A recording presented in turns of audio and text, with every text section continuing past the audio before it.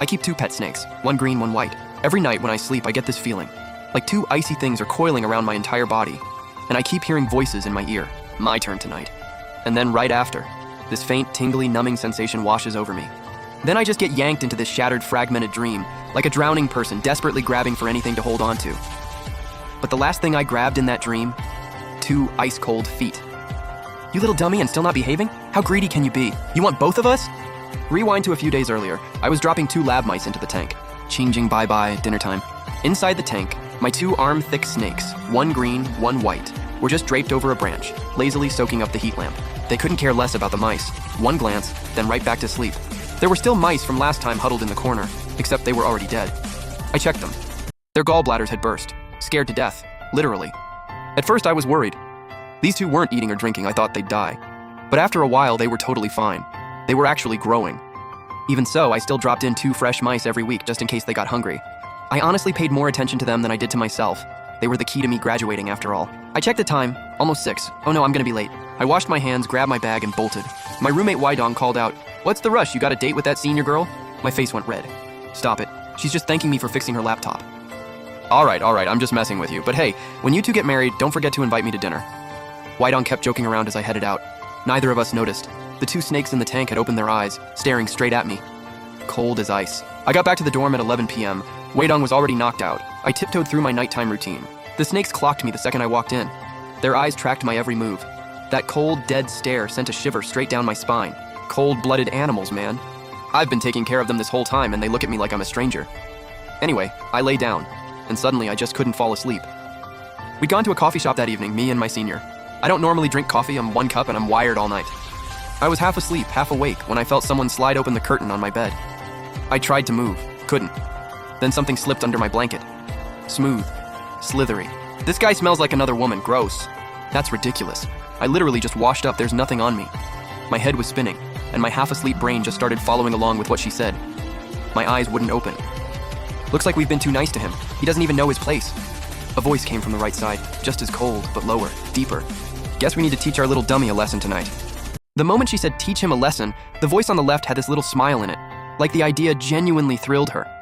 I felt this instinctive wave of dread. This was hands down the most terrifying dream I'd ever had in my life. Through the haze, the two voices started arguing about something. Then it sounded like one of them gave in, and suddenly I felt a sharp, dull pain. That feeling of something being drained out of me was way too real. It made the whole dream feel unhinged. I was like a drowning person, bobbing up and down in the water, gasping but getting no air.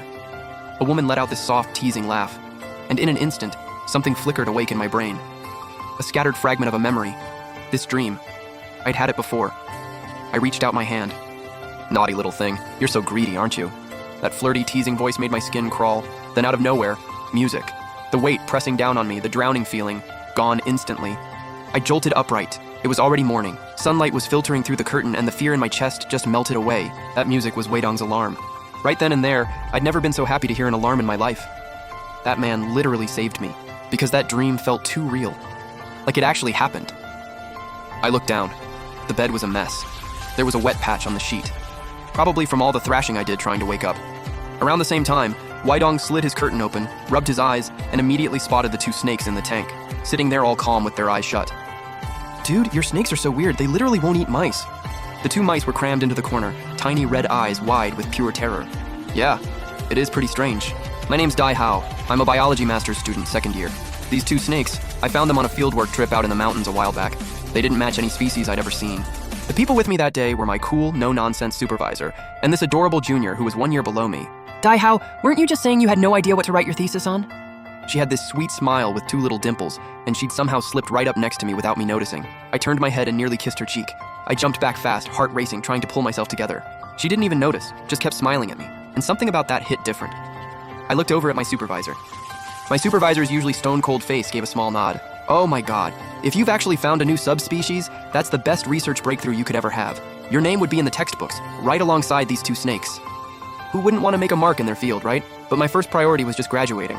So I brought them back and kept them in the dorm. Luckily, Wydong is also a biology grad student. Different advisor, but same field, so he totally got it.